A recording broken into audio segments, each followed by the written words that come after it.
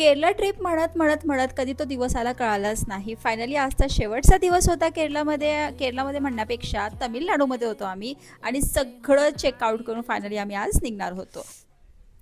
फटाफट देवाचं दर्शन घेऊन आम्ही पटापट रूममध्ये येऊन आंघोळ वगैरे केली, कारण की आज समुद्राचं पाणी आणि इकडचं तिकडचं बऱ्याच गोष्टीची धूळ मिट्टी वगैरे लागली होती. छानपैकी गरमागरम पाण्याने आंघोळ करून छान आम्ही लंच घेतला आणि लंचमध्ये सुद्धा एकदम भारी. आज म्हणजे हा शेवटचाच म्हणायचा साऊथ इंडियामध्ये खायचा दिवस. साऊथ इंडिया नाही, ॲक्च्युली तामिळनाडूमध्ये होतो. खूप छान छान गोष्टी ऑर्डर केल्या होत्या, एकदम भरपोट भरून. म्हटलं जे ऑर्डर करायचं ते बिंदास्त ऑर्डर करा, कारण की मला माहिती आहे आजचा शेवटचा दिवस आहे. मी तर स्पॉन्सर केली होती ट्रिप, म्हणजे ट्रिपमधलं खाणं आणि राहणं मी स्पॉन्सर केलं होतं. पेट्रोलचा आणि छोट्या मोठ्या गोष्टीचा खर्च सचिननी केला होता. तर आम्ही छानपैकी खाऊन पिऊन फायनली रामेश्वरमच्या ह्या समुद्राला टाटा बाय बाय केलं. शेवटचं एकदा बघितलं, पुन्हा कधी बघायला मिळेल माहिती नाही, पण डेफिनेटली लाईफ ही एकच आहे, परंतु आपण एन्जॉय भरपूर करायचं असं आमचं ठरलं आहे. त्यानंतर पुढे आलो आणि एका ठिकाणी थांबलो. संध्याकाळ झाली होती. छोट्या छोट्या गोष्टीच मी शूट केला, जास्त नाही. एका कॅफेला थांबलो होतो. एका छोट्याशा गावामध्ये इतकं सुंदरसं कॅफे आम्हाला पाहायला मिळालं. एकदम छानपैकी आम्ही हॉट चॉकलेट विथ ब्राउनी घेतली होती. खूपच जास्त यमी होती आणि केकसुद्धा खूप जास्त यमी होतं. मग तेच वाटतं ना की यार छोट्या छोट्या गोष्टी अशा ना बघायला आपल्याला मिळतात, त्यातनं बिझनेसचा आयडियासुद्धा मिळतं.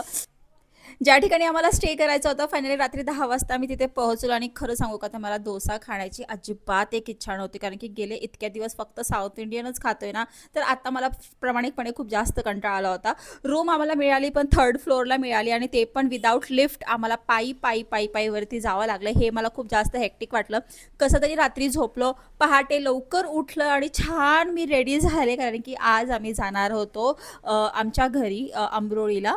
तर पटापट तयार झाले. केसांचा तर अवतारच अवतार झाला आणि ह्या प्रवासामध्ये माझा इतका भयानक लेवलला हेअर फॉल झालेला आहे ना, इकडचं तिकडचं पाणी आणि हेन ते बरंच काय. आणि खरं सांगू का, मागच्या वर्षी जी माझी केसांची डेन्सिटी होती ना, ती आता राहिलेली नाही आहे. खरंच मला खूप काळजी घ्यायला पाहिजे त्या गोष्टीची. त्यानंतर बघा, ह्या छोट्याशा गोष्टी ज्या मला खूप आवर्जून शेअर कराव्याशा वाटल्या. प्रत्येकाच्या दारामध्ये, छोटं घर असू दे मोठं घर असू दे कितीही भारी असू दे, अशा रांगोळ्या मला पाहायला मिळाल्या. त्यानंतर आम्ही इथे एका छानशा ठिकाणी ना जेवायला म्हणजे ब्रेकफास्ट करायला थांबलो होतो. बिकॉज जेव्हा आम्ही हॉटेलमधनं चेकआउट केलं, हॉटेलची प्राईस होती चेकआउट करताना 250 रुपये, सॉरी 2800 रुपये, ठीक आहे. त्यानंतर इथे सुद्धा आम्हाला रांगोळी पाहायला मिळाली. आत आल्यानंतर ओ माय गॉड, इथे कढाई मला इतकी जास्त अट्रॅक्ट करत होती ना. बाय द वे, माझ्याकडे ना कोलॅबरेशनसाठी खूप छान छान कढाई आलेल्या आहेत मात्याच्या. परंतु विकत घेण्यामध्ये एक वेगळाच आनंद असतोय नाही, कारण की मी जास्त काही शॉपिंग केलीच नाही आहे ह्या ट्रिपमध्ये. तर म्हटलं चला आपण आपल्यासाठी ना एक छानशी कढाई घेऊया. ते पण म्हटलं सचिनच्याच आवडीची घेऊया. कशी घ्यायची काय, तर ही कानावाली. सचिन म्हटलं काही घेऊ नको, रेग्युलर घे. मग फायनली आम्ही छान इथे पण वडा आणि इडलीच खाल्लं आणि मुलांसाठी थोडंसं ओयो घेतला, कारण की ते खूप रडत होते, त्यांना पाहिजेच होता. आणि मला माहिती आहे जास्त वेळ टिकणार नाही आहे, घरी जाईपर्यंत हे तुटूनच आहे. पण असो, मुलांचा हट्ट आहे, हँडमेड गोष्टी होत्या. फायनली बघता बघता आम्ही बँगलोरच्या दिशेने आलो आणि हे जांभळं घेतले. मला वाटलं मोठे आहे, छान आहे, टेस्टी असतील. इतके भयानक तुरट होते ना, मला कळालंच नाही की यार एवढे मोठे तरी पण तुरट का लागत असतील. बघता बघता बँगलोरला पोहोचलो. तर खरं बँगलोरच्या अलीकडं पण आम्हाला एक तासभर ट्रॅफिकमध्ये फसलो. आणि खूप छान होतं क्लायमेट, वातावरण आणि प्रवास खूप भारी. दुपारच्या दरम्यान आम्ही थांबलो म्हैसूरच्या अलीकडं आणि तिथे एकदम मस्त जेवणासाठी आम्ही सी फूड असं एक रेस्टॉरंट होतं, तिथे आलो. आणि जेवणासाठी आम्ही एवढं काय काय मागितलं की नाही, म्हटलं फिश खा, मटन खा, चिकन खा, सगळं काही ऑर्डर करा, कारण की ही जी लाँग जर्नी आहे ना, ही मला सगळी कॅप्चर करायची आणि एन्जॉय पण करायचं. प्रत्येकाच्या मनासारखं झालं पाहिजे, बिकॉज आजचा शेवटचा दिवस होता. त्यानंतर होणार आमच्या छोट्या मोठ्या ट्रिप, परंतु अशा नसतील त्या की म्हणजे इतक्या भारी नसतील. इथल्या इथे कुठेतरी फिरायला नक्कीच जाऊ.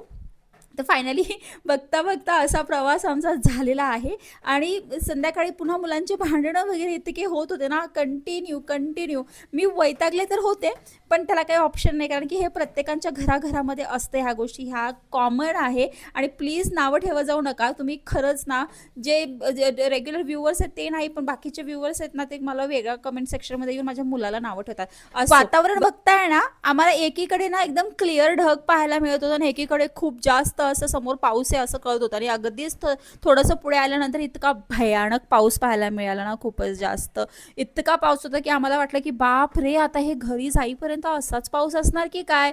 पण काही नाही, जास्त वेळ नाही, पुढचे एक पाऊण तास वगैरे आम्हाला हा पाऊस लागला असेल. पण या पावसात ना गरमागरम भजे, चहा, काहीतरी खावंसं वाटत होतं पण कुठेच काहीच मिळालं नाही. म्हणून आम्ही विठ्ठल कामतच्या हॉटेलला थांबलो तिथे. आणि काय मग तिथे झाली पाणीपुरीचा बेत झाला, भेळ झाली, अजून काहीतरी घेतलं होतं बहुतेक, माझ्या काय लक्षात येत नाहीये.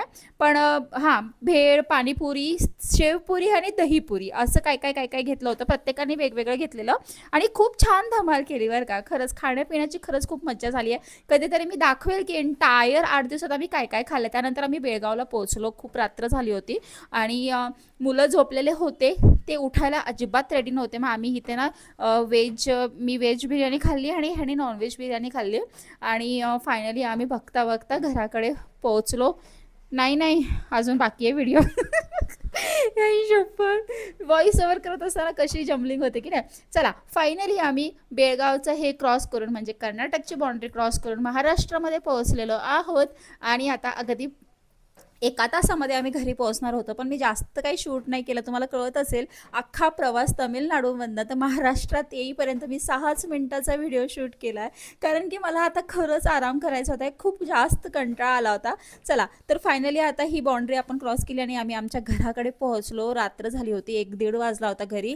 आणि पहाटे उठून आहे ना पोह्याचा बेत केला होता. वैशू आणि शिव मला मदत करत होते म्हणण्यापेक्षा तर दंगा जास्त करत होते. हे आमचं गावाकडचं घर आहे, बरेच लोक म्हणतात हे कोणाचं घर आहे, तर हे आमचं गावचं घर आहे, जिथे माझे सासू सासरे आणि नणंद राहते.